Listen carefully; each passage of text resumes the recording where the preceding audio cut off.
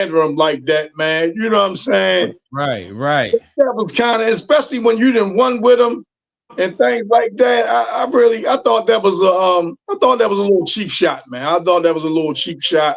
Him doing that, man. You know what I'm saying? I don't think it was called for. Belichick is respected, fam. He's respected as he should be. He's Right. respected, man. You know what I'm saying? As he should be, man. And I ain't really. I thought that was a little tasteful. I thought it was a What little. did he say, Tom? He said something like Belichick couldn't be here. He's judging his girlfriend's cheerleading contest or something like Oh, that. wow. Yeah, Wow. man, yeah, he's at his girlfriend's cheerleading contest. Right. Right. Yeah, and I thought that was a low blow, man. Yeah, that was crazy. Yeah. Hey, man, you guys, man, they be holding stuff, man. They be holding stuff, Yeah, man. you're right. You're right. Mhm. Right. And, So, but yeah, a lot of people. I don't know if it was if it was him who said that if like winning, was cool, but it wasn't fun playing for Belichick. Was he the guy who said that too? I don't know if he was the one that said it, but I did hear that with Belichick. I think it was Gronkowski said something like that. Okay. Something about it wasn't as fun. It was winning was good, but it wasn't fun all the time. Yeah. I think it was a couple players that said that, but yeah. What's the name? Didn't seem like he was having fun winning all them championships. Tom Brady. He didn't seem like he was like over the moon ecstatic. You know what I mean? It was almost like a relief. Well, you know what I'm saying? It seemed like it was almost a relief as opposed to like, you know what I mean, a moment, you know what I'm saying, where it's joyous and things like that. You know what I mean? It was like a relief. Yeah. Well, you got to make your own fun. You can't let the coach determine your enjoyment. Coach gonna coach you hard. Tom Brady talked about he liked the way Belichick coached him hard and all that. You got to find your own fun within the game, in my opinion. Right. And who knows, man? You might not have saw that version of Tom Brady without Belichick. You know what I'm saying? You might not have seen that version. Well, you wouldn't have saw that version of a lot of players without a coach like Tom Brady. Without a coach like Belichick. Right. So yeah, man, that's Vinatieri, he left, went to the Colts and won a Super Bowl too. Yeah. You know what I'm saying? So maybe that's what he said. You know what I mean? He had more enjoyment when he went to the Colts and won than he did when he was at New England. I don't know, man. I just thought that was I caught a glimpse of Drew Brees, but we was out visiting people yesterday, me and my brother. But I caught a glimpse of Drew. Who all went in the hall yesterday? Oh man, they had a nice class, man. You had Larry Fitzgerald, he went. Mm. You had Drew Brees, he went. You had the linebacker down Carolina, Kuechly, he went. Luke Kuechly. Yeah, Luke Kuechly, he went. Yeah. You think Kuechly a Hall of Famer? I do. Okay. Yeah, I do. Yeah, he was lights out, man. He was lights out playing that middle linebacker spot down Carolina, man. He was. I think it's because of the team that you know what I mean. They didn't get as much. You know what I mean. I think a lot of people didn't really get to see how because he ain't played long, Clayton. He ain't played long, but maybe like a 6-7 year stretch. Yeah. Was he on that team that went to the Super Bowl? I believe he was. He was. I ain't 100% sure, but I believe he was. Okay, who else went in? So that's 4. I think 5 went. Oh, and Roger Craig. Roger Craig finally got in. What? Yeah, Roger Craig finally got in. Yep, after all these years, man, he finally got in. How y'all feel about that, Roger Craig? You think he Hall of Fame? I think it was overdue, to be honest. I don't know why it took so long. Right. It was overdue. I think it was overdue, man. He was the first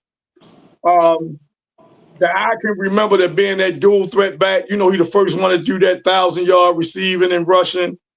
He was the first one to do that, man. So, I know not long after, Marcus Allen was another dual threat back and stuff, during that era. But yeah, I think Roger Craig should have, man. That's the thing about that NFL, man. It's real hard to get in that NFL Hall of Fame, man.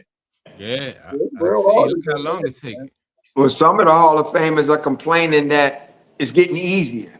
Yeah. Could be for some people. But look, my man Troy Holt he's still waiting. You know what I'm saying? He's still waiting. And they say the class that's coming next year. I mean, I think they say it's like 3 shoe-ins. I think they say it's Ben. It's Ben, I can't remember the other two, man, that they say they're going to be locks to get in, right? But then you still going to have Torrey Holt out there. You still going to have Cam Newton. Right? He's on the ballot. You're going to have a couple other players that's on the ballot. I think Matt Ryan might be on the ballot. But ain't Terrell Suggs up next year? He could be. I'm not sure. I think Terrell Suggs is up next year. You know what I mean? So if you get a chance, you our information director, Clayton. If you look it up, man, maybe you can check and see who next year class the eligibility candidates is, right? But what's the name though? Yeah, they say it's a lot of people, man. So it's gonna be a few more. And Belichick up again next year. So I'm thinking he's gonna get in next year. He didn't get in, you know what I mean, his first year eligibility. So I'm thinking next year he'll get in. You know what I'm saying? Mm-hmm. So, hey, let me ask y'all about that Kawhi Leonard situation, man. Him and Steve Ballmer, man. They got the guy Stephen A. Smith. He said that they should be banned at least for a year from the league. What y'all think about that? It's getting real. You know, I've been pro Kawhi when it comes to this. You know what I mean? I think me and Clayton been on the same side of the fence when it came to that, man. We've been pro Kawhi with it. And now it's starting to come out what he asked the Lakers for. If the Lakers wanted to sign him, he told Jenny Buss he wanted endorsements and he wanted, you know what I mean, ownership stakes. And Jenny Buss said, no, I can't do that. You circumventing the cap. I'll be circumventing the cap if I did that. Right now, I don't mind the ask. I don't blame Kawhi for asking. You know what I'm saying? But he should have known if all of it come out, he's going to take a hit for it. You know what I mean? I don't mind him asking, but if it all start crumbling down, he ain't gonna go through there unscathed. So I tell you what, I don't think he's gonna get suspended or punished. For real? I still don't. Mm-hmm. And then they talking about he's got another secret deal with the Jumbotron company. But guess what? They have no idea. They don't have no idea what they paid him or nothing. So all that is speculation. Oh, okay. It could be true. But if you don't have how much he got paid, what are we talking about? You don't have no evidence on him. I seriously don't think he's going to get suspended or anything. I think Adam Silver, because I think they beyond that. Be honest with you, I think they beyond the investigation. They just trying to figure out a way that can kind of quiet the noise a little bit, make it like the NBA is imposing some of their rules, and then also have the Clippers, pay some kind of something without it being too harsh. I really don't think he don't want to. I'm on board with you, Clayton, but he don't want to upset the richest owner in sports, that dude Steve Ballmer. He don't want to upset him. You know what I mean? You don't want to upset him. Right. You know what I'm saying? So, like you say, he pay a little fine and all that, right? But I don't think he really want to. He just built that Clippers arena out of his own pocket. Yeah, out of his own pocket. Yeah, he didn't get what's that, state funding or anything like that. He built that out with his own pocket, like Jerry Jones did that stadium down in Texas. So, you know what I mean? You don't want to make him too mad. You know what I'm saying? So sure, Kawhi gonna get some media attack and stuff like that. But to me, that's neither here nor there. I really don't think he's gonna get suspended. Now, people can call for him to be banned and all they want. I don't see Kawhi Leonard doing anything wrong. He asked for something. It's up to your ass not to do it. Point blank. Toronto didn't cave if the reports are true. The Lakers didn't cave if the reports are true. The Clippers didn't have to cave. You understand what I'm saying? If he really asked for all that stuff. We don't even know if that's true. That's right. So do you think at the very least, they void his contract, make him become a free agent, make him serve a suspension? You don't think he'll get none of that? I think the Toronto thing is done. I think it's just being held up. I mean, didn't he go? What, he got traded to Toronto? No, he was a free agent, right? No, it was a trade. It was a trade. Was it a trade? Okay. Yeah. So no, I don't think they're going. How can you void his contract? Because his official NBA contract is a max deal. It's not. That's his official contract. You can't avoid that. But that's what they're trying to say, though, Clayton. Now, I know the Players Association is going to push back, but I think they're trying to say is that you know what I mean, that contract basically is null and void because the numbers, the stipulations, the terms of the contract aren't really real. You know what I'm saying? You know what I'm saying? Because say you sign a contract, let's say $100 million, and it's saying that the Clippers going to pay you this, but really the Clippers only paying you $60 million. You're getting the other 40 from outside entities. You know what I'm saying? So really, the whole thing is null and void. But is that the case? But is the Clippers not paying him his contract, and then they got him more money from outside sources? They saying they basically is this how they saying they're circumventing the cap because the Clippers saying, all right, we going to pay you XYZ, but they had them different companies back in the contract saying, so all right, we're going to say on paper that we're paying you X amount of dollars, but out of these X amount of dollars, such and such is coming from this, such and such is coming from that. But that's not what the contract says. You feel what I'm saying? Because that's circumventing the cap. That's how the Clippers can say, oh, no, we're not over the cap because we're only paying Kawhi X amount of dollars. You know what I'm saying? That's how he's saying. So we can go out and get other agents and things like that. I'm still confused because his contract get reported. This is his contract. And whatever that number is looking like the Clippers is giving it to him. So if that's for somehow going over the cap, it would be reported that it was. I thought the investigation was that he was getting more money outside of that. Well, you could be right. But what I understand it to be is like they signed to a contract, and the contract is basically team friendly, right? And we can't agree on paper to give you what you're asking for because we're being in violation of the salary cap. We've been violating the circumventing the cap. So, but you're going to get whatever it is that the contract says. We're just not going to be the ones that's giving it to you. Okay. Saying I'm gonna get. So this is the second one. This is when he took less money. Right. What? I don't. This is what the contract he's under now. Right. That's the one. That's the second one. He took less money, supposedly. Team friendly deal. But because he was getting money outside of that. So here again, contract, to me, I don't know how you avoid that. I don't know how you do it when this is what the Clippers paying. And now, to me, you punish the Clippers if they found a way to give him more money. But that contract is the contract.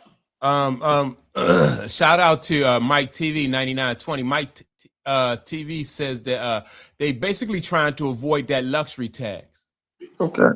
You know what I mean? So that. But I thought the luxury tax came with players you drafted. No. It's the salary cap. Because remember the Knicks talking about, James Dolan up there talking about, look, man, I ain't gonna go. You'll get your luxury tax. Right. No, it ain't. It's more than that. You just can't go a certain amount past the salary cap. Then that second apron slammed down, and then you get hit real hard. Yeah, you get real hard. Man, what's good, Jack? Hey, what's up, fellas? What's up, man? What's good? Oh man, Scott Fenner fan around the golf, man. Oh, okay. Okay. I thought you looked like you transporting a prisoner or something.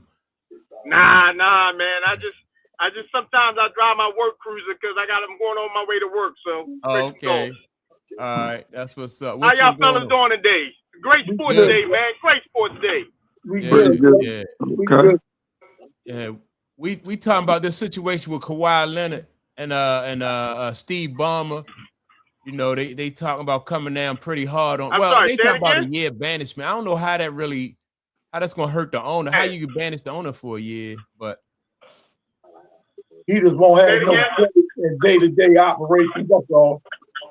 They say he can't come to the facility, stuff like that. The one he just built, they say he can't come to a facility and things. Yeah. You know what I mean? The one he just built, they say he can't come through there and all that type of stuff. That's all. Hey. Well, I heard that they negating the trade. They did. Yeah, they negating the trade. Yeah, they did. So it's held up. It's held up. It ain't negated yet. It's held up. Well, they say Toronto was the one. Go ahead, Right. man. Go ahead. I just heard they negated it. I just heard Toronto is trying to back out of it now. Right. Yeah, that's what I heard too. Toronto, the ones that say, "No, we you know what I mean, we gotta wait till everything is," you know what I mean. But I don't think the NBA gonna let that trade go through. Yeah, they are. I think it's just too much muddy waters right now. I just think, man, they're gonna be like, "No, the Clippers, this your problem. Kawhi, this your problem. Y'all got to deal with that. Don't make it Toronto's problem." You know what I'm saying? Let me ask y'all this: do y'all think that the Clippers are the only team in the NBA that do this though? That circumvent this luxury tax? Nope. Not at all. I just think teams probably do it, maybe not to this magnitude. I think teams do it all the time. I think teams, like we talk about trades and things like that. I think them general managers and them player personnel directors. I think a lot of them they know that cat talk, man, backwards and forwards, and they know how to get around them traffic cones. You know what I'm saying, if you will. They know how to get around. Side steps and landmines and stuff like that. I just think the thing with Kawhi, I think it was so maybe unprecedented in the terms of the money he was supposed to be getting outside of his contract. I think that might, what drew a red flag. But what really drew a real red flag, the first company who was not the Jumbotron, the first one, they went out of business. They declared themselves bankrupt. Right. See, they went out of business. So that's what, brought up all this stuff about like, well, they supposed to be paying Kawhi. Why they paying Kawhi? He ain't never worked for them. He ain't never do no, what you call endorsing for them or commercial for them. And that's what made people start raising a lot of questions about it. And you gotta realize too, if they going out of business, they gotta put Kawhi as a debtor in a bankruptcy. Yep. So they put Kawhi Leonard name on documents. But see, check us out, man. Mike and Clayton too, right? Help me with this. If it's an agreement between the Clippers and that shell company, so to speak, right? Wouldn't the Clippers just be giving them money to give to Kawhi? Is that how that would work? Yeah, that's what they so. Go ahead. I'm going to say because what they got to do is Kawhi Leonard name can't be considered with the Clippers. Kawhi Leonard name has to be with the company.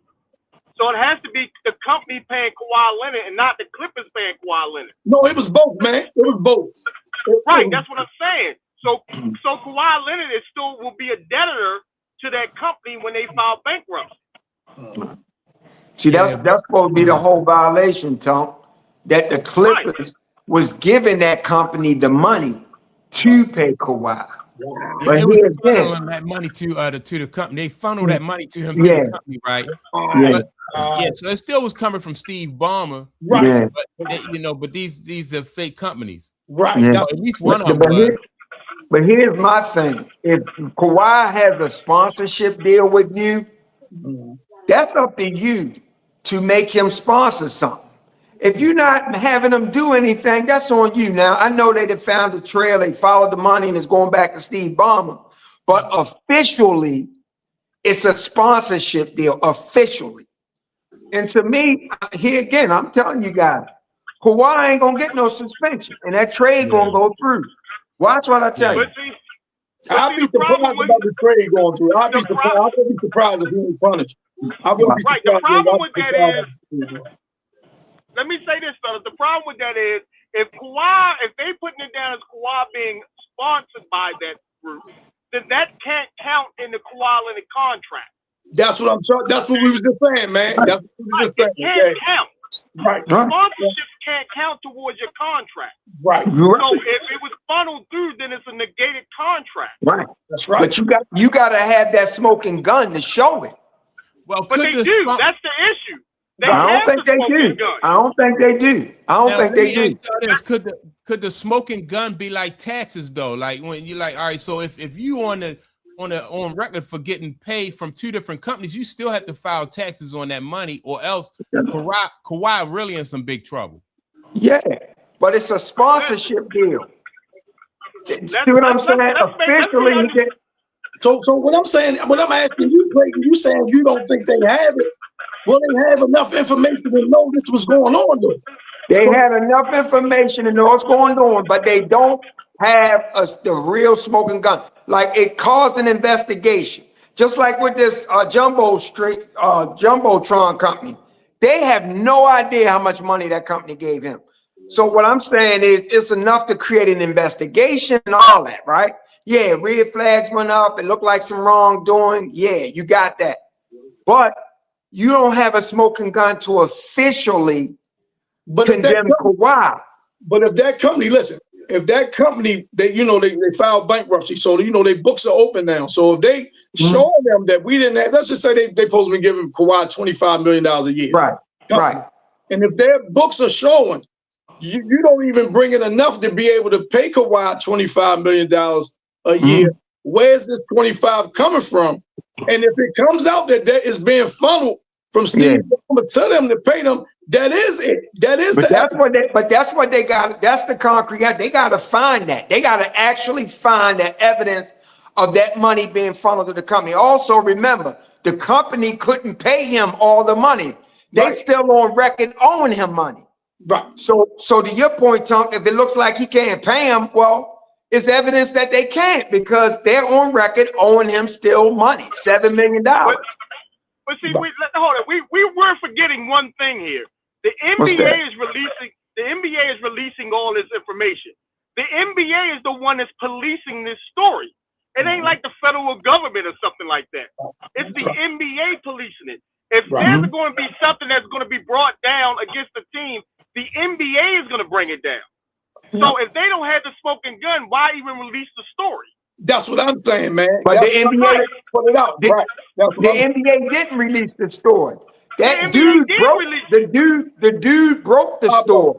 And the NBA had to respond to it. No, the NBA, he broke the story that the NBA was investigating it. I don't think so. That's the story that he broke. I don't think so. Because remember, this whole story came down in the midst of the trade. Okay? That's how this whole story went down. Look how long Kawhi Leonard has been with the Clippers, and nobody said anything.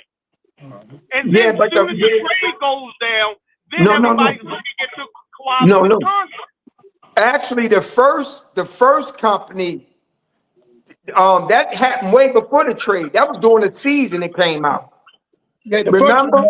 The first one, that was the first one, the 28 million. That was during the season.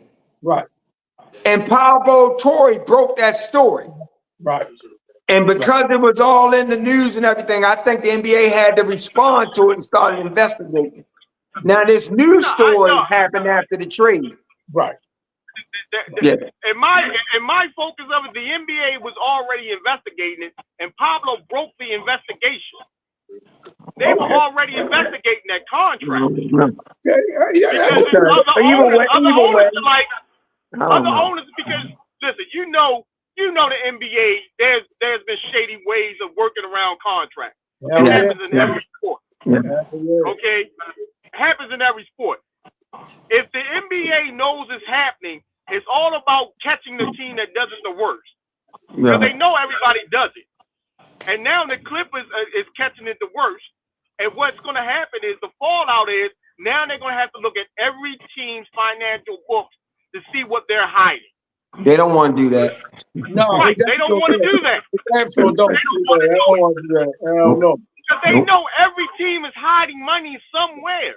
The Clippers just happen to get caught. But see, remember when the Timberwolves did it with Joe Smith back in the day? How David Stern came down, they voided the contract, they hit them like they lost maybe like 4 or 5 first-round picks. They made Joe Smith essentially a free agent and things like that. I don't think he was going to be the first $100 million player, some shit like that. I don't remember what the terms of the contract was. I know they voided it and made him a free agent, right? Yeah. But the thing about it, I think Adam Silver, he don't want that. He don't want that, you know what I'm saying, that white stain, you know what I'm saying, why he's running it. So what he's a player-friendly, owner-friendly type commissioner. You feel what I'm saying? So he don't really want nothing bad, you know what I'm saying, going on. He want to be well liked all the way around across the board. So I think what you said earlier, he's trying to almost like negotiate something where it won't be that bad. Like Bomber, do you mind paying this? Are you okay paying this fine? Things like that. I don't think he really, and coming to Kawhi, they might say, well, all right, we can void your contract, but we're not going to suspend you. We just making you a free agent, and then you can go sign a contract wherever you want. So it's going to be interesting to see how it goes, though. Yeah, I think they're going to just say, look, you already got the money that you're going to get. We're going to void the contract. You sign somewhere else, but you're not getting no more money off this contract. Right. And then they're going to find the Clippers, and they're going to get the Clippers going to catch one hell of a fine, and you know, they're going to call it. Right. And I was about to say, then everybody move on. You know what I'm saying? That's what I see happening, man. That's what I see happening. Yeah. Because I don't think they want to open up all the NBA books. They definitely do not. They do not. They don't want to do that. They definitely don't want to do that, for sure. But how y'all think this is going to affect Kawhi's career, though, at his age? He got a 3-year max contract coming. Somebody going to pay him 3 years, and that's going to be it. And I think that's fair, man. I think that's fair. You give him a 3-year deal, max him out at 3. You know what I'm saying? I think that's fair. Yeah. And I think the next contract he signed, I think that'll be his last one.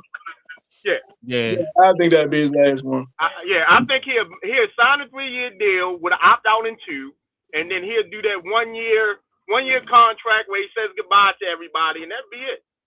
Now, if they ban him for a year, I think that's going to be the end of his career. You do right.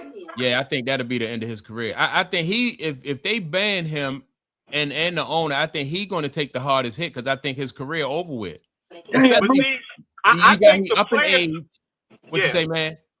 I don't think the players union is going to allow them to ban him. No, because you got to remember, as a player, he doesn't write his contract. As a player, you don't give a shit where you get your money from, long as you get your money. That's all right. That financial wiggling comes from the team. Doesn't come from the player. That's right. So if they ban him, I think the players union gonna jump on that shit like, nah, you ain't big lawsuit. Big lawsuit. And they should, but Mike, let's just say if he do serve a year suspension or something, you don't think he can come back after that? You don't think he can come back after that? With his age and his injury history, right? I think it's like it's too late in the it's too late in the game for him to be able to recover from a year banishment. Right. And the key is like y'all said, it's the Joe Smith contract. If they didn't ban Smith for it, why ban Kawhi? Right. Yeah. Because he has nothing to do with the contract. And David Stern rolled with an iron fist. You know how he was. If he could have banned Joe Smith for a year or 2, he would have. Right. Oh yeah, he would have. Yeah, no doubt about it. Right. He would have. Yeah. So because Joe if I'm not played that year. He played that same year when they had he was just a free agent. They voided his contract, and then I don't know who he wouldn't sign with. After that, but they voided that contract, and then he went and signed somewhere else, I believe. He was never the same. But I think the problem with the contract was they offered him $100 million, and the team wasn't even worth $100 million. So that raised the red flag on what the fuck is y'all doing over there in Minnesota? How can y'all offer him more than what the team is worth? Yeah. I don't even remember the ins and outs of the contract. You probably right, man. I don't remember it, but I remember him being a free agent afterwards. But yeah, I think he lost because he still had money on his contract. He still had money on his deal, and they voided that. Yeah. And that might have been like $30 million or something. They voided it, so he was a free agent. But I don't think he was able to make that money up that they was like, well, man, say if it was $100 million or whatever. He never got that back. He never got that back. Yeah. All right. Let's switch topics. What do y'all think about Enes Kanter and Royce White declaring for the WNBA draft? Man, listen, man, y'all gotta give me some insight on that. How is that possible for them to do? Like what kind of rule that's in place that allows them to do that? I didn't get it. Go ahead, Clayton. You want to explain it? I agree to say Mike is it's getting all ready to say about. something. I don't want to cut Mike No, off. go ahead, Mike. man. I agree to say it's all about what they negotiated when they negotiated the new players' contract with the WNBA. Okay, they put terminology in there and they didn't explain the terminology. Now, what he's saying is they put the terminology in the players' agreement as women only, but they didn't define what a woman was. Okay, so what these players are saying is, if I identify as a woman, I should be able to play in the WNBA. It's a statement of what they're talking about because the president of the WNBA was talking about transgender guys playing in the WNBA. She made a statement about that. And now these guys are like, okay, well, you in your contract, you didn't determine what a woman was. So if I say I identify as a woman, I should be able to play in it. Yep. And you can't stop me. Yep. Well, Yeah, they got that's what's going on. What you say, Clay?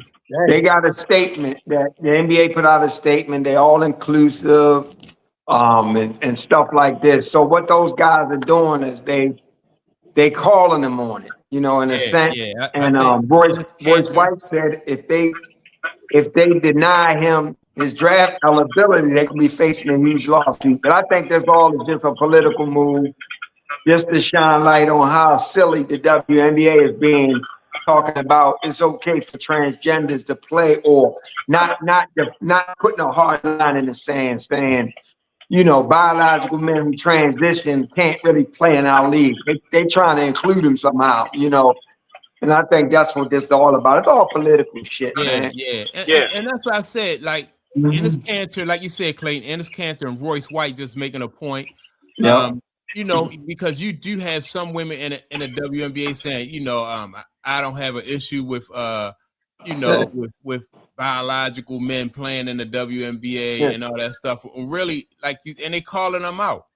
You know, Coco Gauff, the tennis player, she said, no way, you know, she wouldn't want to play against somebody and compete against somebody that's a biological man, you know. And so the WNBA is just, you know, some of them women in there. Listen, man, in the Olympic sports, Olympic contest, when they test you, they testing for high levels of testosterone because that gives you an advantage. Now, women, if you're born a man, you got elevated levels of testosterone.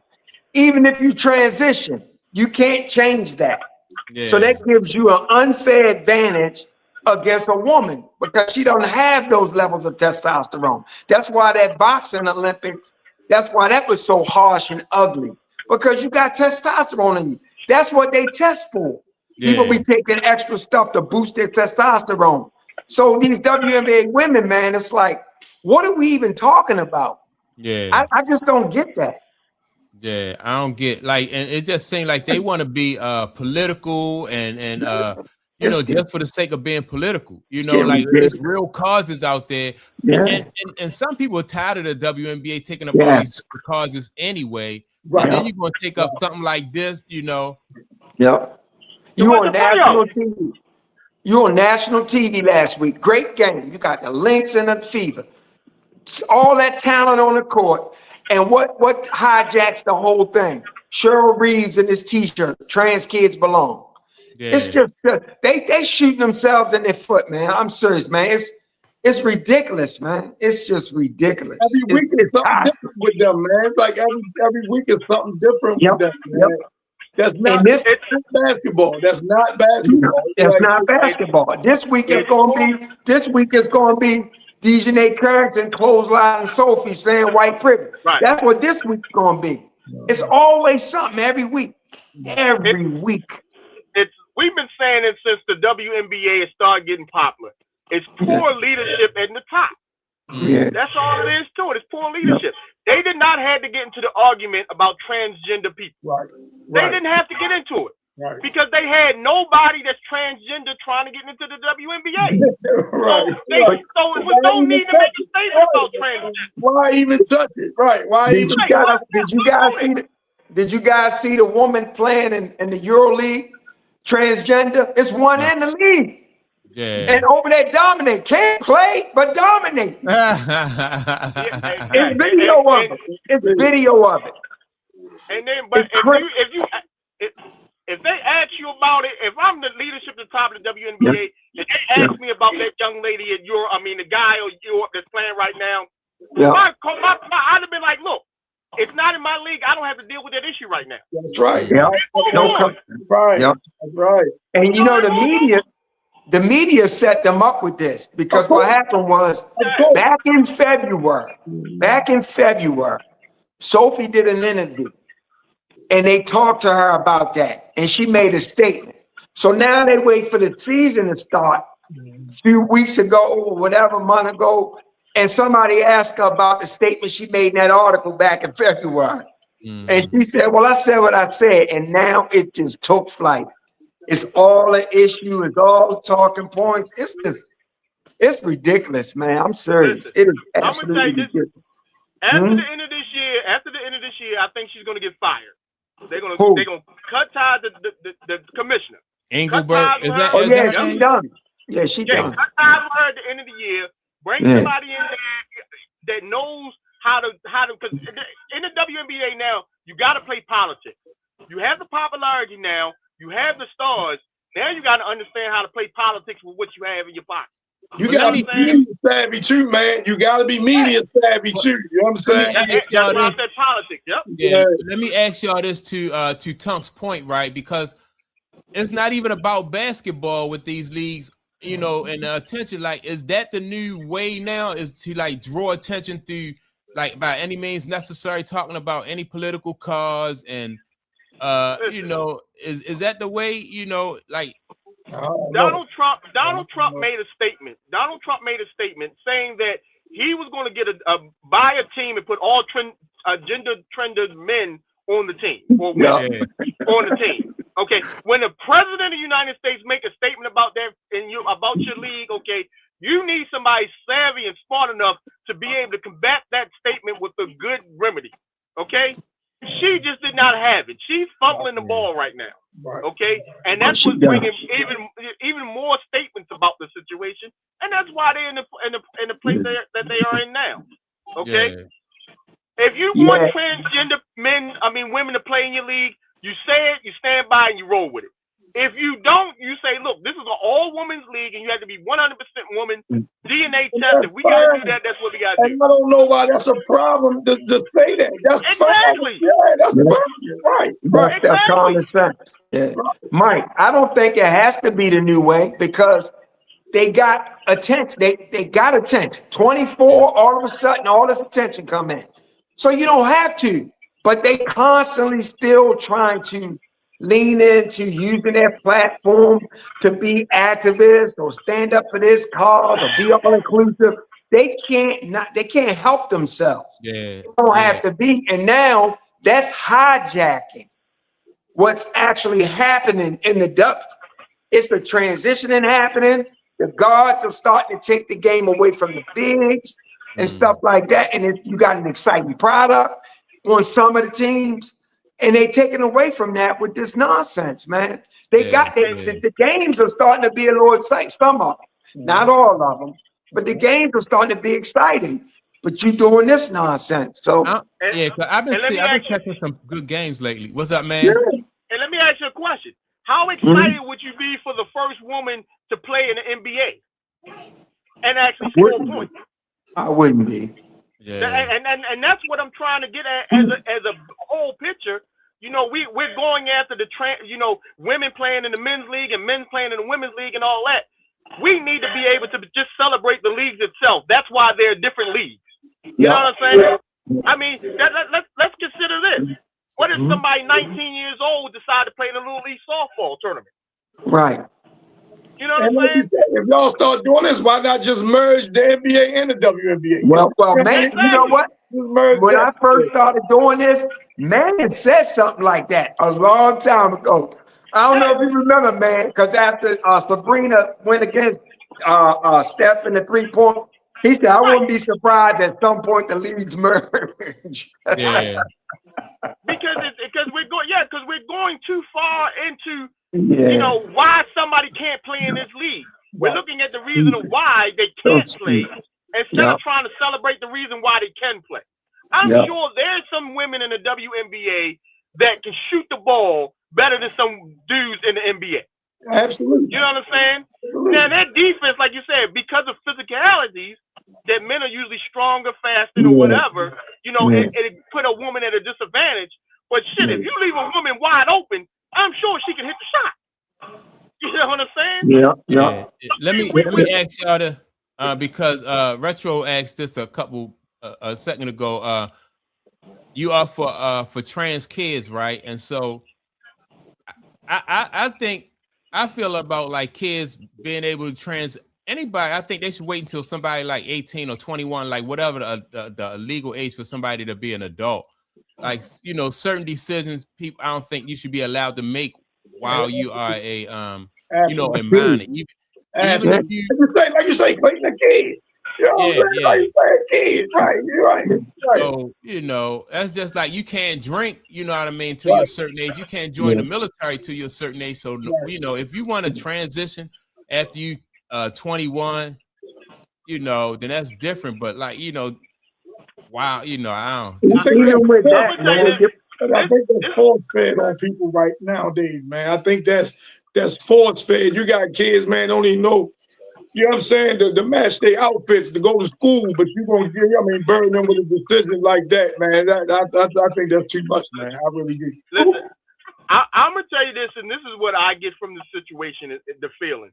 I feel that now that the transgender generation is here, okay, we have to find a spot for them in sports. Unfortunately, they have no spot in sports. Okay, but they do because, but see, you broke up, man. You froze, man. But the spot they have is based on their biological birth. If you're a biological man, you transitioning, so what? But you biological man playing the NBA. It's that simple. But we see it as being that simple, okay? But the transgender universe may not see it being that simple. They don't. They don't. Just like the situation. Which bathroom do you use? Right. You know what I'm saying? It's all about where their spot is in the professional level of sport. Where do they fit in? Should somebody's personal beliefs or personal preference like supersede like what's good for the community? No.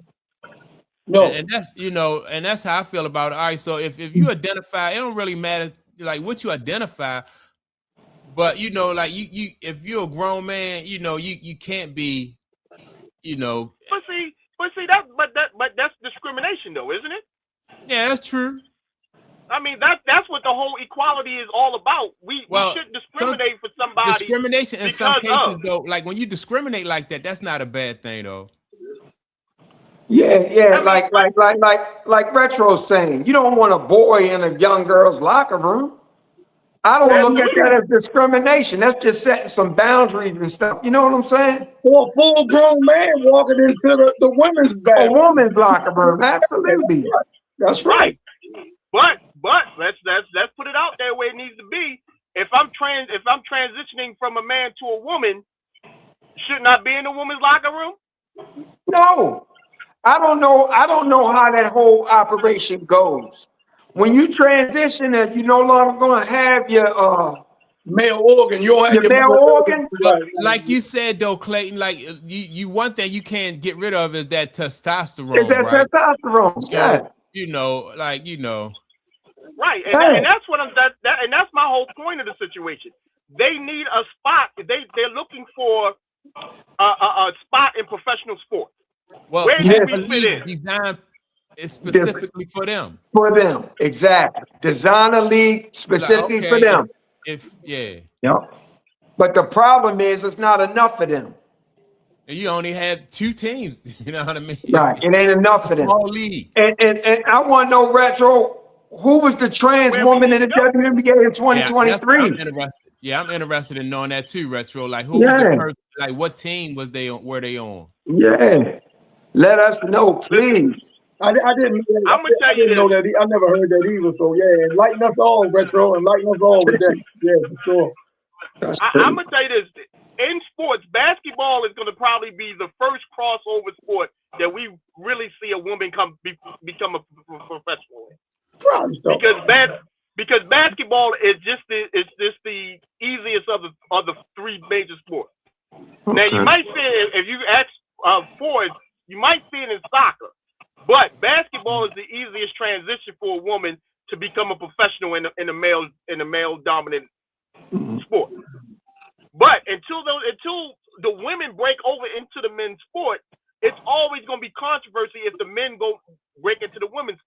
And see, man, I don't even think that should be like a goal of the women to go over into the man's sport. You know what I'm saying? I don't even think that should be a goal of theirs. You know what I'm saying? You know what I mean? Stay where you are in your lane and succeed and be successful in your lane instead of trying to cross over into another lane, you know? Read that name, Mike. But hey, Lashaya Clarendon. What team did she play for? I gotta look her up. I want to look her up. Yeah. I like what tennis is doing though. Tennis now is gonna have a gender test to keep the fairness and competition there. They're gonna have a gender test. That's what you should do. I ain't know that. Yeah. I ain't know that. Yeah, they should have been doing that. She don't want to compete against a long time ago. Right. I think that probably got something to do with it, Mike. Coco Gauff, you know, she's one of the successful women's players and stuff. You know what I mean? Her coming out saying that, I think, you know, man, she probably got a lot of other women that back that position. So yeah, you know, they start doing that. It was cute when it was an exhibition. When Billie Jean King played a male tennis player. That was an exhibition. That was for entertainment. Yeah, I remember. I can't remember his name, but I know that's cute. But to have them compete, man, you had a swimmer. We all know the story. Swimmer couldn't win no race. Finished 200. All of a sudden, transition, they allowed him to compete with women and won all of them. He breaking records in that What? Hey, yeah. I say wasn't that the first transitional athlete that we started talking about the disparity between the two? Yeah, I think that was the first one, the swimming. He was winning everything. Right. Everything. You also had one of the greatest tennis players in history, Serena Williams, said it's not even like she said it's not even a contest. Like they said, well, why don't you play Pete Sampras? She said that's two different games. Yeah. You talk about the ordinary average dude playing tennis is not messing with Serena Williams. Right. But she's saying that if nowhere in the world she can compete with somebody like Sampras. Right. She said, like you said, man, she wouldn't win a game. She said, I wouldn't even win a game. Yeah. Dog, look at all them years she played, Mike. I see. She played 10 years. Yeah, 10 years with the Fever, the Dream, Sun, Liberty, and Lynx. And the Sparks. Let me ask Retro this. Was she a transgender while she was playing, or after she retired did she start transitioning? Yeah. Okay. You see what I'm saying? But see, she would have had to be while she was playing. That would probably been her advantage. She would have had to be while she was playing because she couldn't be. Yeah, you're right. If she was a man transitioning to a woman, you're right. Yeah. That's crazy. Yeah, she was on the World Cup, Fever. Yeah. Golly. This brings up a point. What? This might be why the W is fighting so hard, because if this comes out, you understand, it makes them look like it's almost like they're in violation or something, like the competition wasn't fair. So maybe that's why they're doing all this pushback and not trying to be definitive in terms of we don't want trans in the game, because they might know they already had one in the game. Yeah. That's one way. That's one way to look at it. Yeah, that's one way to look at it. Yeah, that's a crazy situation though. Woman to a man taking male hormones. Woman to a man. Okay. So yeah, but if you're a man going to a woman. That's what that girl was doing? She transitioned to a man? I don't know. She was taking male hormones? That still would give her an advantage, right? That gave her an advantage, yeah. She still has an advantage. Yeah, that still would give her an Yeah, advantage. they gave an advantage. That Hell yeah. allows you to legally. That's like allowing you to illegally dope up. Dope up. Yep. Yeah, yeah. Yep. Oh yeah. Yep. All right. So this was woman to a man. All right. Okay. Okay. Yeah, but That's that's still. interesting. But if Yeah. you look at, she played for 10 years. Yeah. Then she was the 2017 All-Star. Yeah. You know Because what she I had all mean? that testosterone in her system. Yeah. I just think that the WNBA, man, like y'all said, just do themselves a disservice, shoot themselves in the foot when they take on all these different political stances. And I mean, I'm excited about watching the Fever and the Lynx play, man. That daggone Miles kid, man. Olivia Miles. Yeah. Then you got Caitlin seem like she turning the corner. Like her coach said, you know what I mean? Like this basically her second year playing professionally because her second year she missed the bulk of that, right? Kelsey Mitchell, what she doing? Yeah, all of them. Even the other night. Like I think these 2 losses for the Fever were great for them. They were great losses. Even Caitlin missing free throws. She going through her stuff. You know, you like to see the journey. You want to see the journey. Olivia Miles. It's been 30-some games. She killing. But let's see if the league adjusts to her. You know, let's see what happens. You know what I'm saying? Let me love it. I mean, go back real quick, Mike and Clayton, if y'all don't mind, man. Let me go back and you saying how the WNBA seem to be taking on all these political. Right. Do you think the media is putting that on them? Do you think the media is putting them in that position where as though they have to stand one way or the other when it comes to stuff like that? Like, they making them, you don't? Okay. I don't, because they out front with it. See, they start making these statements and now the media is feeding into it. They started making statements a long time ago. Okay. You know, because that was the way to get attention to some degree. Listen, man. They had so now they gotta stand on it. Now they gotta stand on it. Yeah, they gotta stand on it. This is who you are. This is what you wanted to do. They're always coming out. Like you'll have them with t-shirts on, all this political stuff. They come out. They don't even get They don't even get enticed. They just come out with it. Yeah. And see, that's what like Retro said, the WNBA is an activist league, right? And so and remember women's soccer, you at the women's soccer team was a very active they took on a lot of causes and stuff. Now I thought it was cool when they took on causes like what is it, the LBG, you know what I mean? Like those type of, I don't know, but you want to support lesbians. Yeah, you want to support the LB. That's fine. That's great. You know, because they women, but that's their lifestyle. Not against that. That's your lifestyle. Was it always that way?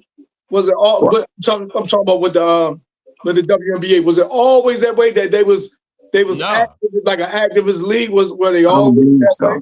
I remember like day one WNBA when you had Cynthia Cooper and Tina Thompson and all them. Like they was trying to establish the league, the league. So they basically didn't have all those causes. You know, I think it's this woke generation. And then everybody want to stand up for a cause. And I think for some people it's big money in being woke. It's big money being woke, and so that's why some of these different brands even lean into that. You know what I mean? Nike will lean into it to a certain extent with like Colin Kaepernick. So it's big money in it. And that opened my eyes. I was really for Colin. I was behind it. But then it really started opening my eyes, man. Wait a minute. It got me to thinking too, like, why Nike? You know what I mean? Like, why is it even necessary for Nike to back? All right, so number one, why would Nike back Colin Kaepernick? Then number two, why is it even necessary for big teams to have to sponsor? Like, if you really care about justice and racism and stuff like that, then there are other ways, you know what I mean, for like big businesses to really circumvent that. Hire people, you know what I mean, have people out there representing your company to make it look like you're more inclusive. You know what I mean? You don't have to just write a check to one person. That to me is tokenism more so than it is, Let me see. Stephanie White, the Fever coach, stood up for Dejanay in the post-game preface, not her own player.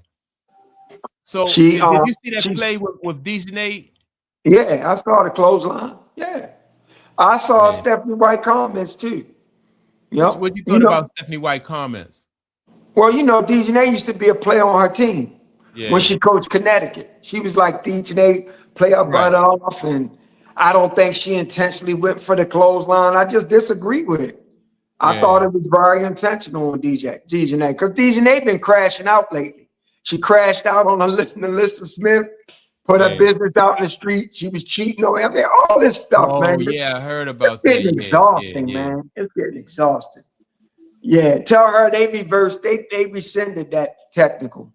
That technical foul, yeah. Oh, she know. It was rescinded. Okay, yeah. All right. But yeah, man, it's just a circus, man. That league is a circus. Good, they got some exciting stuff happening for the league, but it's a circus. Yeah.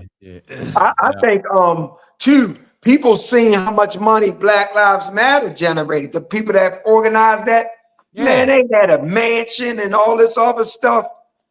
And I just think that's back when the George Floyd, all that stuff, it just took on a whole new life, man. Yeah. Took on a whole new life. All that.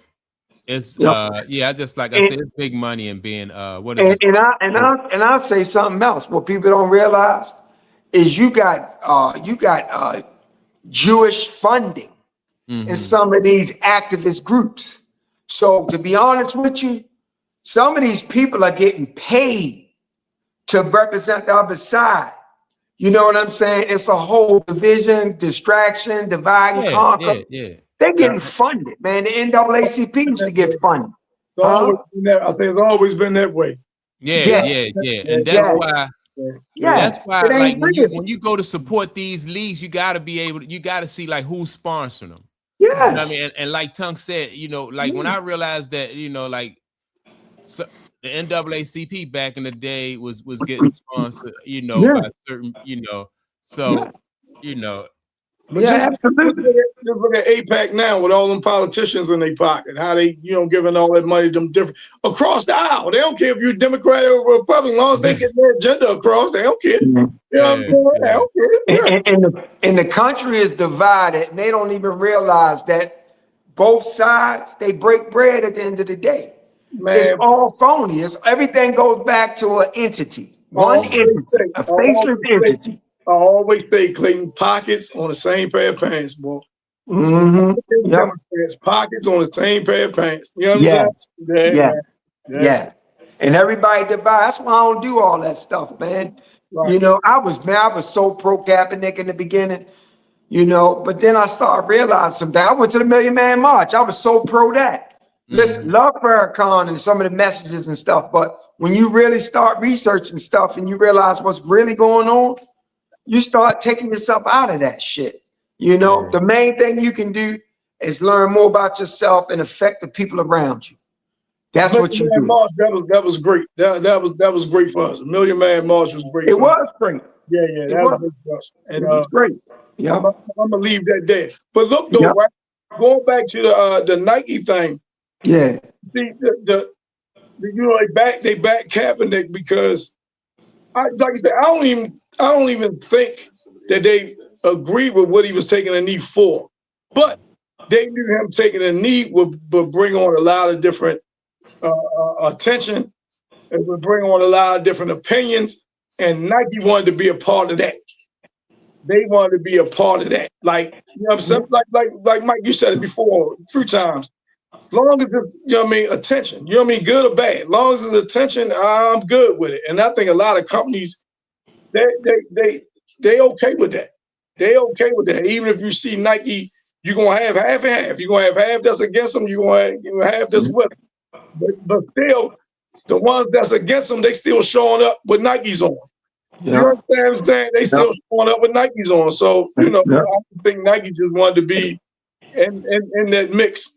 And then they released a tennis shoe, a Colin Kaepernick Nike. That shit sold out quick. Yeah. The companies lean into both sides. And see, that's what I say about like today's basketball player, as far as like controlling your brand, right? Mm-hmm. If you control your own brand, you more conscious of like the long-term effects of your brand. Like, all right, so if Nike leans into Colin Kaepernick and he hot for a minute, that, you know what I mean, Nike capitalize on that. Then whoever else comes along, and if they hot for a minute, then Nike capitalize on that. But as soon as you not hot, if you Colin Kaepernick and you not hot anymore, you know what I mean? Like your brand is not as, you know, it's not sparkling like it used to be. That Nike, it don't hurt Nike because now they done made, you know what I mean? That's what I'm saying, Mike. They done made they They didn't make that money. You know what I'm saying? Yeah. And don't for 1 second think that Kaepernick didn't capitalize because they paid him a check. It ain't his. It's impossible for an athlete to determine the longevity of their brand.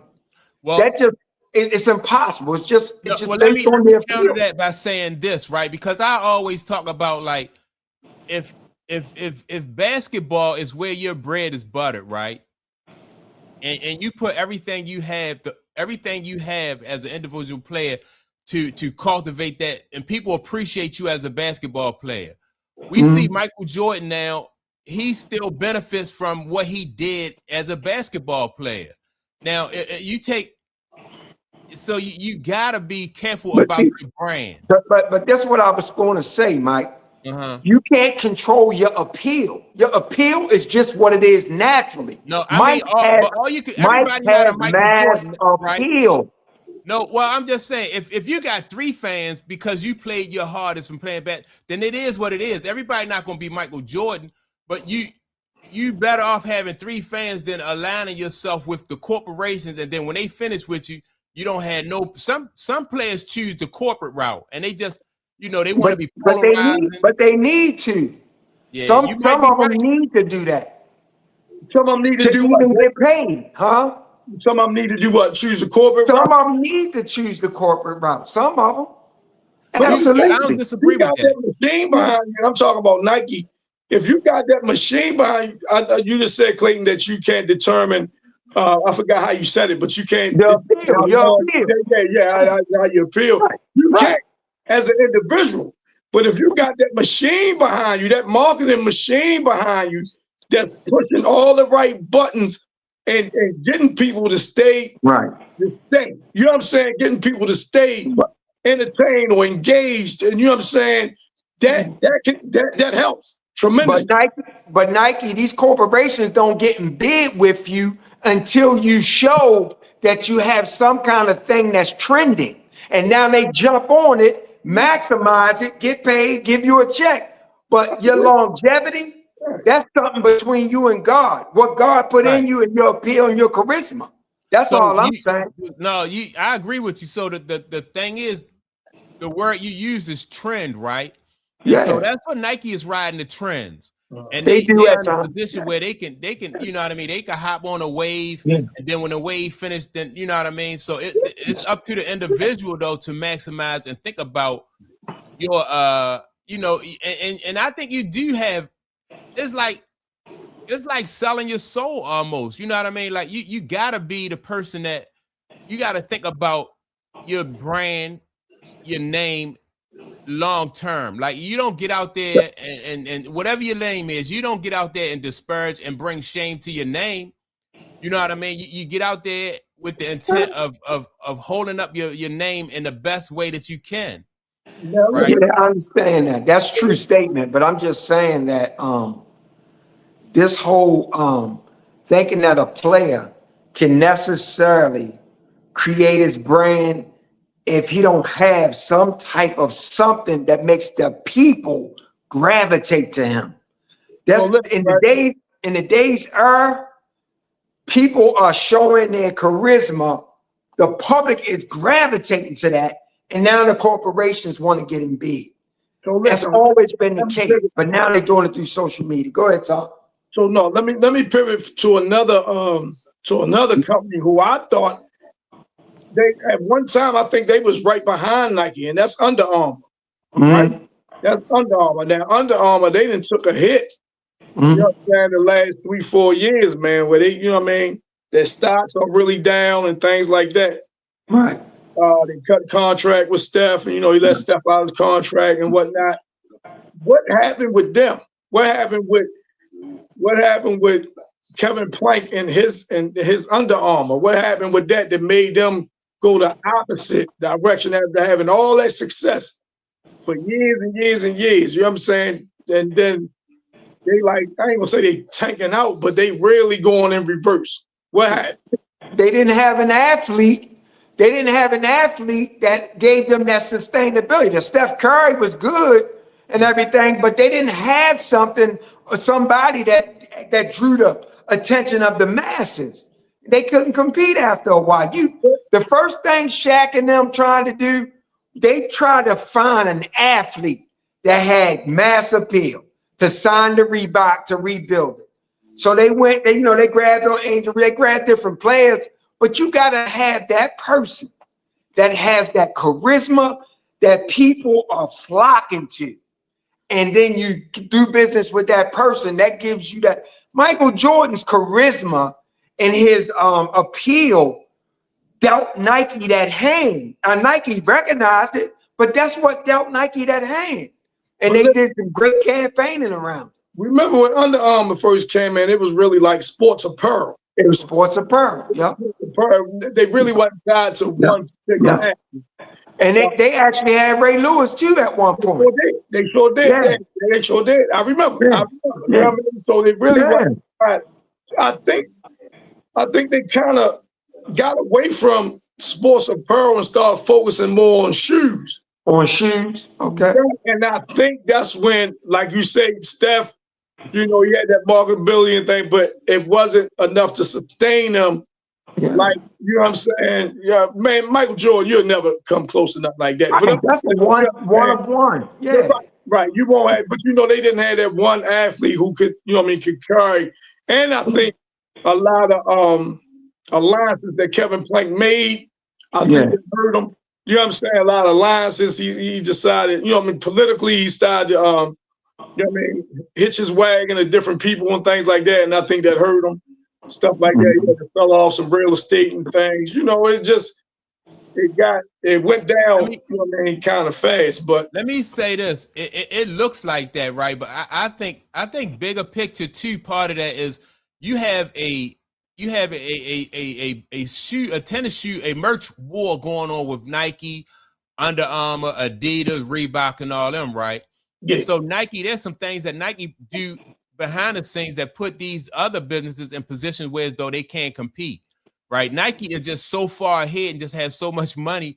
And so some of the moves that, that Under Armour they making out of necessity, right? So if you selling T-shirts and you selling that Under Armour gear, it would seem like the natural thing to do. But all right, that's what you win and stick with that, right? So, but if Nike like that tennis shoe and apparel, like Nike is just so far reaching that they can tap into your market. You know what I mean? And hit you financially. And so I think Under Armour felt like, all right, well, we're going to have to compete with them on that shoe market, even though we know we got Steph, and he, like Clayton said, he don't capture the people like Nike it's almost like a monopoly what Nike got going on here, right? Because you have Adidas been around for a long time, Reebok has been around for a long time, but Nike is they just gobble everybody up. And you got to take in consideration the products that they create, the design and everything else. Nike has mass appeal. They have crossover appeal. Under Armour, ain't nobody lining up lines around the corner waiting for a shoe to drop or merchandise. We normally get Under Armour stuff to work out in, to go to the gym and stuff like that. So part of Nike's appeal is it also has things that's found its way in the pop culture. So and Nike is like the Walmart, or you know what I mean? Nike is like the Walmart of sports. They, you know what I mean? Nike sell golf clubs, basketball. You know what I mean? They like in everything, basically. Yeah. So, but they also got suburban and urban. They got that fashion stuff, man. Yeah. So maybe they like Target. Then maybe I should step it up and say they like Target. Then. And they can afford to, you know what I mean, take a reach and you know what I mean, and it fails. They can afford it. Whereas though some of them other companies, they might not be able to afford to take a reach and it fails. You know what I mean? Right.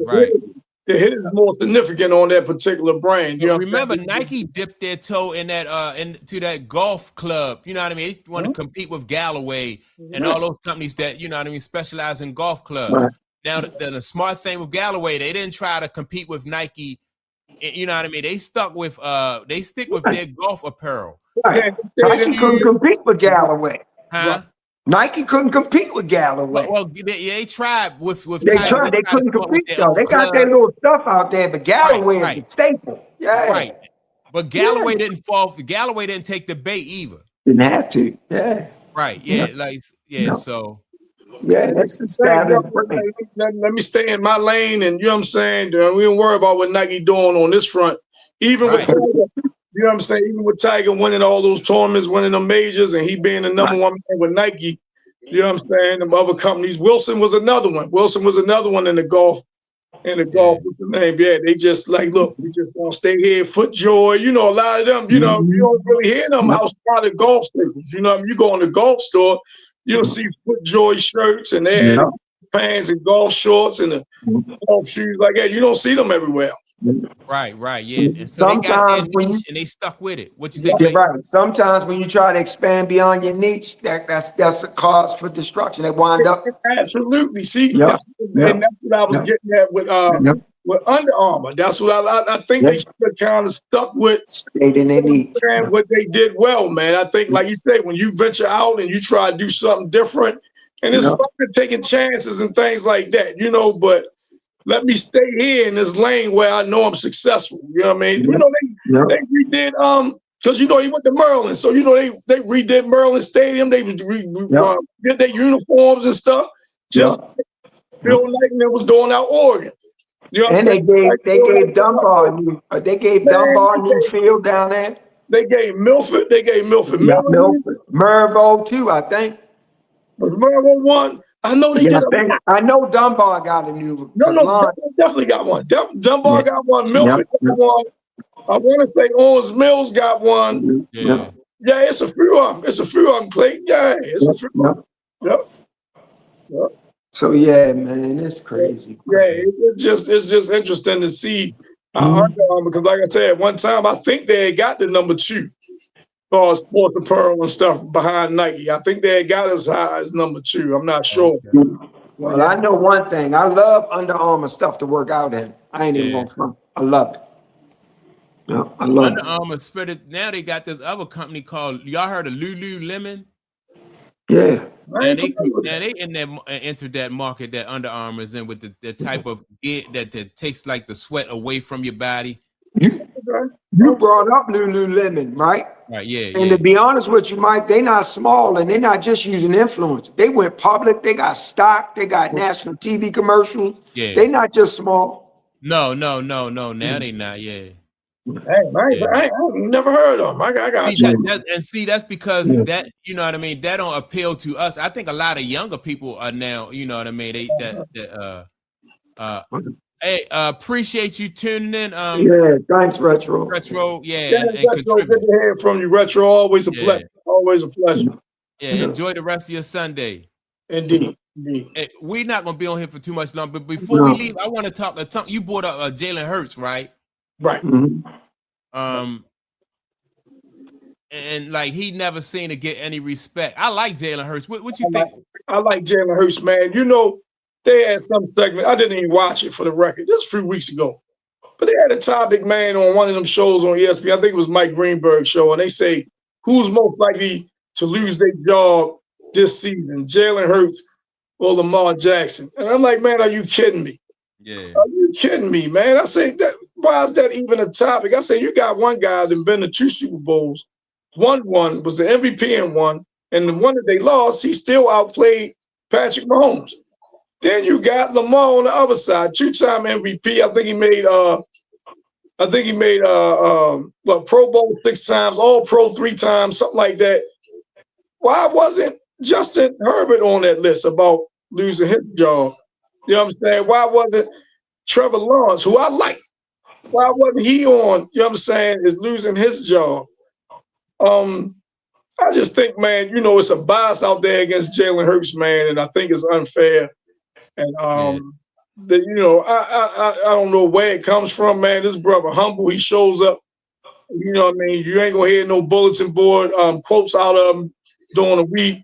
When he just go out there, man, do his job, man. And I See, think that's what I think. That's where the wisdom come in with Jalen Hurts, right?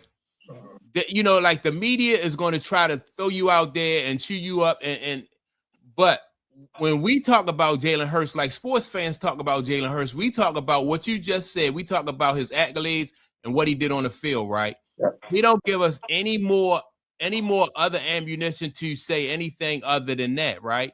Right. So and so that's what I talk about. Like the media is going to throw you out there, and if you fall for the bait and you do anything out of character, I remember what was it? Richard Williams used to tell his girls Venus and Serena, don't respond to any of that negativity. You know what I mean? Just go out there and play your game. They're going to talk about you either way, right? But don't give them bulletin board type material. And for the most part, that's what they did throughout their career. They didn't really feed into a lot of that stuff. They stayed focused and they played tennis. I think in order to protect your brand, you know what I mean, long-term, big picture, I think that's the game plan. You just can't fall for it. And this love affair with Josh Allen, man, that just came on his last couple seasons, that got me scratching my head as well, man. You know what I'm saying? Yeah. That, everybody's saying somebody made up some, you got all these lists coming out now. If you did an all-decade team, he would be the starting quarterback. I say, are you nuts, man? You got Patrick Mahomes, you got Lamar Jackson. You would put him above both of them?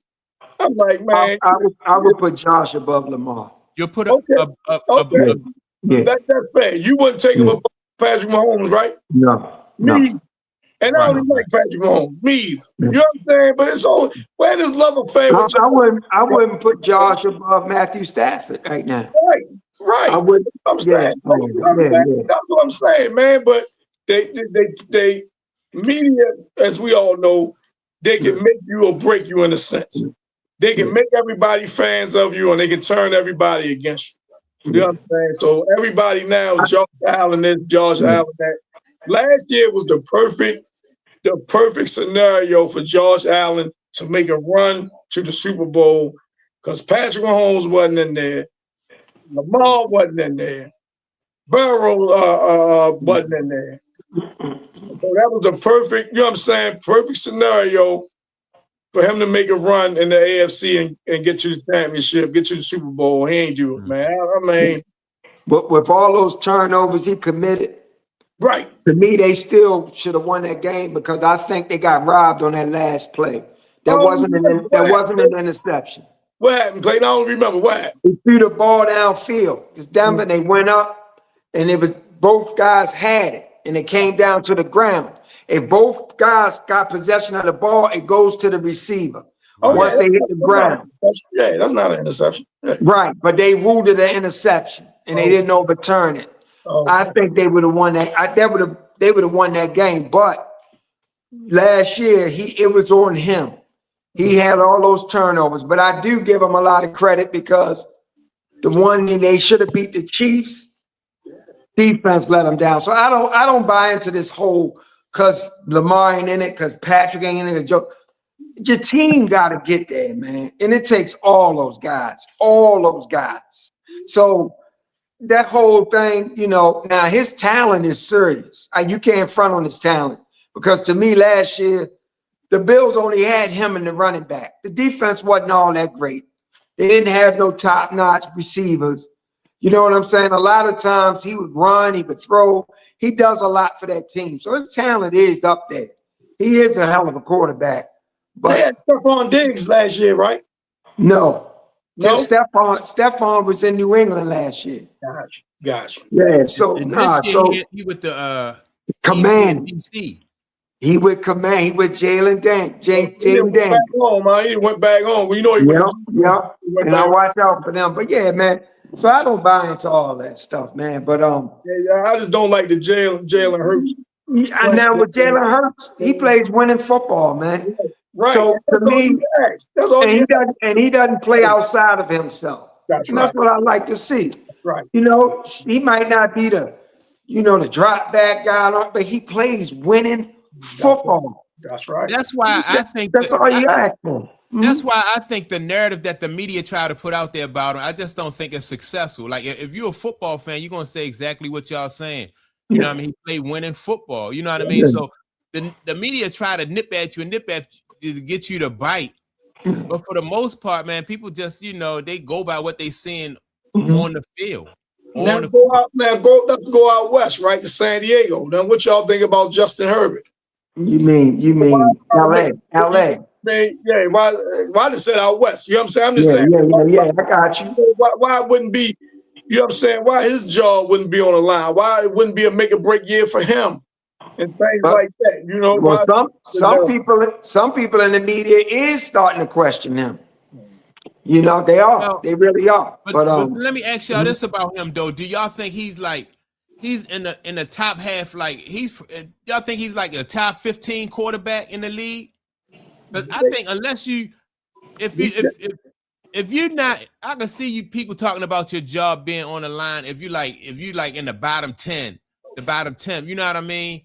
Then or even the bottom half of the league. But if you're in the top half of the league, like those guys don't come a dime a dozen. That's right. And I think like Clayton was just saying about Josh. I think Justin Herbert has talent. I think he got talent. You know what I'm saying? I really think he's spin it. You know what I mean? I just don't think. I think he's the opposite of what, once again, Clayton just said about Jalen Hurts. I think he's the opposite of that. Where you say Jalen Hurts, you know what I mean? Winning football, you're confident with the ball in his hands. You don't want to make a mistake. You know what I'm saying? I think Justin Herbert is the opposite of that. You know what I'm saying? I wouldn't feel confident game on the line and him, with the ball in his hands.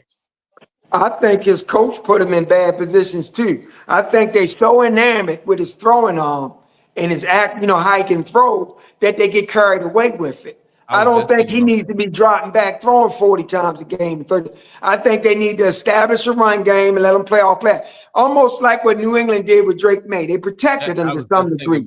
You can't they get so enamored, and I think they put these guys in bad positions. But I'm surprised with Harbaugh being a coach that he would throw that much. I'm not. Surprised because the Harbaugh don't throw the ball like that. You know what I'm saying? And they was running the ball, you know what I'm saying? Play defense, run the ball. Play defense, run the ball. But like you say, if you ain't never had a talent like that, you're like, all right, I don't want to put a saddle on him. I'm going to let him spin it. You know what I'm saying? I'm going to let him spin it. But, as soon as he took over that team, all he could talk about was Herbert's arm. And then when your running back get hurt, you tend to lean more into that too. So, man. That's true. Yeah. So everybody ain't meant. I don't care how great their arm is and how accurate they are. Everybody's not meant to drop back 40 times a game and throw. Most people got to create some balance. Well, a lot. Yeah. I seen Aaron Rodgers do it one time when they won that Super Bowl. They was dropping back all the time. He did it one time, just once. So They do, these coaches, and they do fall in love with that passing game, man. And like you gotta, but they undervalue that running game. But I think that's where you're gonna have the most success if you can control that ball. You know what I mean? And then you're successful. You know what I mean? On the road, you have a better chance of being successful with a running game and in bad weather. It cost Pete Carroll a Super Bowl. You had beast mode back down. You get on the 1 yard line, but you want to drop back and pass. Yeah, I never understand that. And it's so crowded and congested. You got 22 people down there, not counting the refs.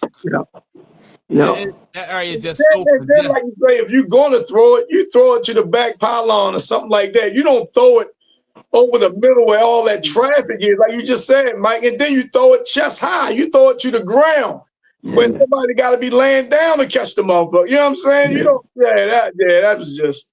Beast mode got this far away from the touchdown, and you don't go right back to him. They wasn't even stopping them, Clayton. No. Wasn't even stopping him. They handed it off to him like 4 straight times. He was getting a yard. And the one Super Bowl you did win is because you was great defense and heavy on the run. And what Russ would do from time to time, he'd throw, but he also used his legs. That was the formula. Right, I was going to say, why go away from the formula? That's like if you make a cake and it tastes good the first time, then you be like, I'm gonna try something different. You know what I mean? It's just stupid. Going back, Pete Carroll, man, going back, and that championship game in Texas, I'm gonna take y'all back. When he played Texas in that championship game against Vince Young and them, he didn't have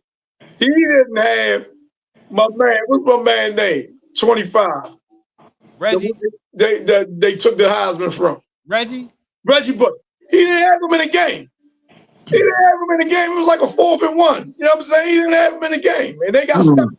And they got stopped, man. I'm like, even if you have him in the game as a decoy, man, you have him in the game, man. You know, I always question Pete Carroll, man. You know, ever since what's the name, Coach said he was out there running around with them grad assistants, man. I always question his football acumen, man. Ever since then. Y'all know Aaron Donald is playing, right? Oh, it's official. Man, he working out with them now. Yes. He had training camp. They had to officially report him. Yeah. So I think it's looking that way. What are they paying him? Did they say anything about what they paying? No, that ain't established yet. No. They just had to report him and say he's trying out. That's the official way to do it. Yeah. Yeah, man. But you know what? All the hype, I think they're gonna fall short. Yeah. Yep. I don't think it's gonna be because of Donald and No. Miles, I'm just saying the team somehow it ain't gonna work out. Yeah. Who you like in the NFC, Clayton? So I like Seattle to go back. I mean, I haven't. The Rams is the only team that improved that could beat Seattle, but Seattle is a team. You know what I'm saying? They the team. Yeah. Their defense. Come on, man. If Aaron Donald back, I get them the nudge. I get them the edge over. Right on paper. Just with them Myles Garrett, I might give them the edge. Even if Aaron Donald don't come back, just with them getting Myles Garrett, I might, because you know they got that defensive back from the Chiefs too. Yeah, got a defensive back. What's his name? McDuffie or something? Yeah, they got. Yeah. I might get them, man, but I want to see, man. They say Chicago supposed to be making some noise this year. They say Dallas might make some noise this year. Watch out for Dallas. Yeah, they say. Watch out for Dallas. Yeah. Of course, Philly. You know, what I mean, Philly probably in the mix. You want to see how San Francisco look?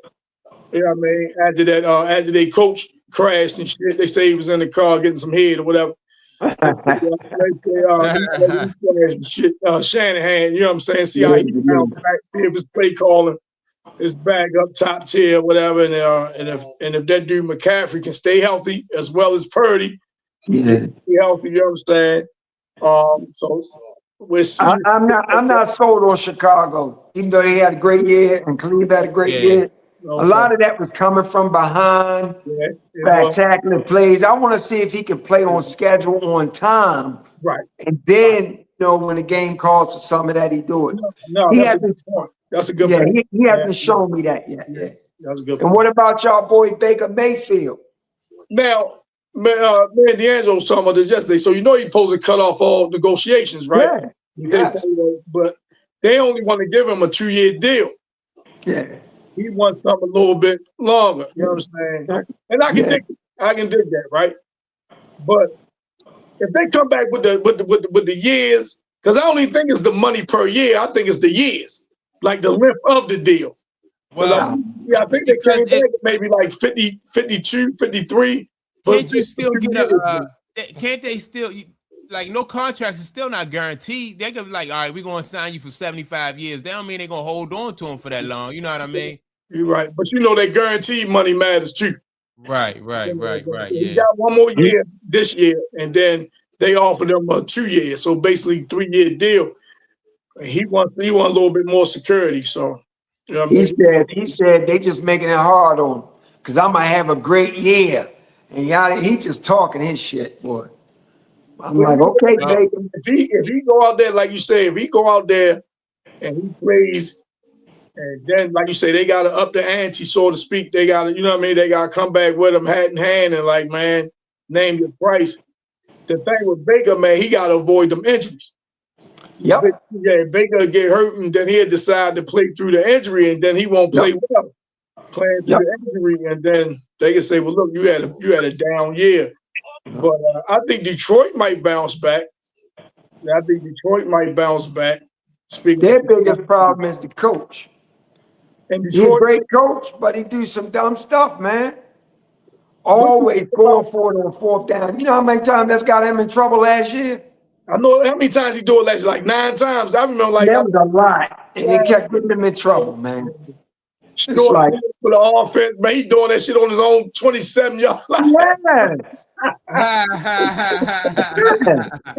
He doing that on his own 27-yard line. He going there 4 and 13 and shit. Yeah.